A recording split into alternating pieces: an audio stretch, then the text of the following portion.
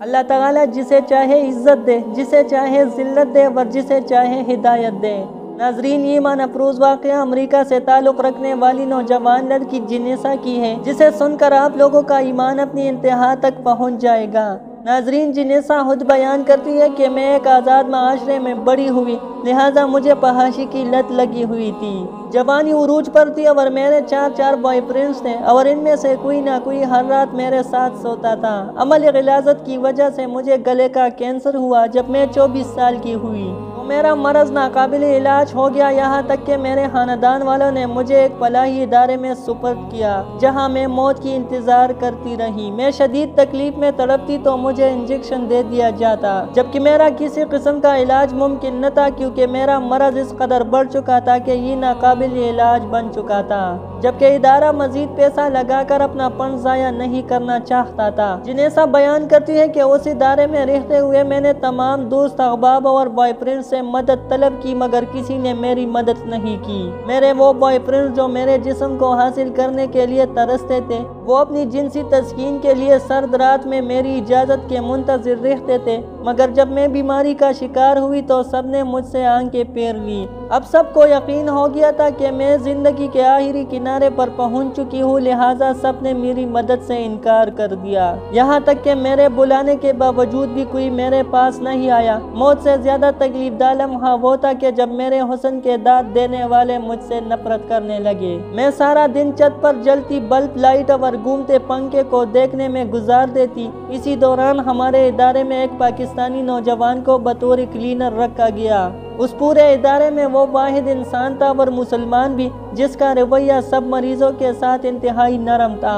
اس ادارے میں سب سے نوجوان لڑکی میں تھی، اس لیے سب سے زیادہ رحم اس نوجوان کا مجھ پر آتا تھا۔ تکلیف کے وقت وہ سب سے پہلے میرے پاس دوڑ کر پہنچتا تھا۔ یہ نوجوان نہ صرف میرے ساتھ بلکہ وہاں موجود ہر مریض کے ساتھ انتہائی نرم تھا۔ وہ کسی کو بہن تو کسی کو اپنی ماں کی نظروں سے دیکھتا تھا، گویا وہ انسانوں میں ایک فرشتہ تھا، جبکہ ادارے کے سارے لوگ اس نوجوان سے محبت کرتے تھے۔ ناظرین، جنیسا بیان کرتی ہے جب میں نے اس مسلمان سے اس رحم دلی کی وجہ پوچھی تو اس نے بتایا کہ اس کی وجہ اس کا مذہب اسلام ہے۔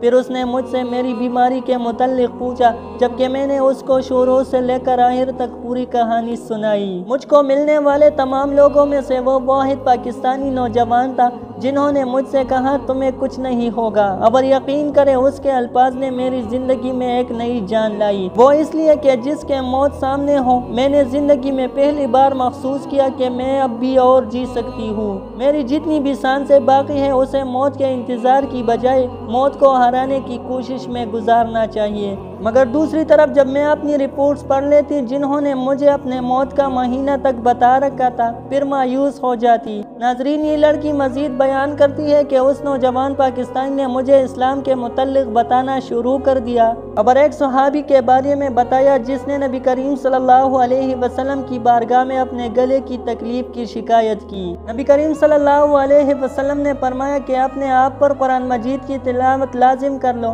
اور ساتھ میں مجھے نصیحت کی کہ قرآن مجید میں ہر کسی کے لیے شفا ہے، تم پڑھ کر دیکھ لو، چند ہفتوں میں تمہیں بہتری محسوس ہوگی۔ ناظرین، یہ لڑکی مزید بتا رہی ہے کہ یہ باتیں سن کر میں حیران ہوئی اور مجھے مذاق بھی لگا کہ جہاں ہر میڈیکل سائنس ناکام ہو چکی ہے وہاں یہ صفائی کرنے والا نوجوان مجھے کیا علاج بتا رہا ہے۔ میں شدید تکلیف کے ہاتھوں مجبور تھی، اس لیے پاکستانی نوجوان کی بات مان لی، جس کے بعد اس نے مجھے وضو سکھانا شروع کر دیا، اور وہ قرآن پاک ساتھ لاتا اور میرے پاس آ کر مجھے قرآن پاک پڑھاتے رہے۔ جب میں نے قرآن کریم شروع کیا تو چند ہفتوں بعد میری حالت بہتر ہونا شروع ہو گئی۔ مجھے اپنی تکلیف میں بہت کمی محسوس ہو گئی، خاص کر میں جتنی دیر قرآن پاک پڑھتی تو مجھے زبانی یاد آنا شروع ہو گئی، اور آخری 10 سورتوں کو میں نے زبانی یاد کر دی، یہاں تک کہ اس پاکستانی نوجوان کی غیر موجودگی میں جب بھی مجھے تکلیف محسوس ہوتی تو میں قرآن مجید کی زبانی آیتوں کا تلاوت کرتی تھی۔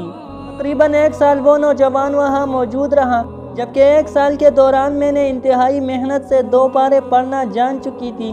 डॉक्टर की तरफ से तय किया गया। मेरा 1 महीना गुजर गया तो एक बार फिर मेरे मेडिकल टेस्ट शुरू हो गए।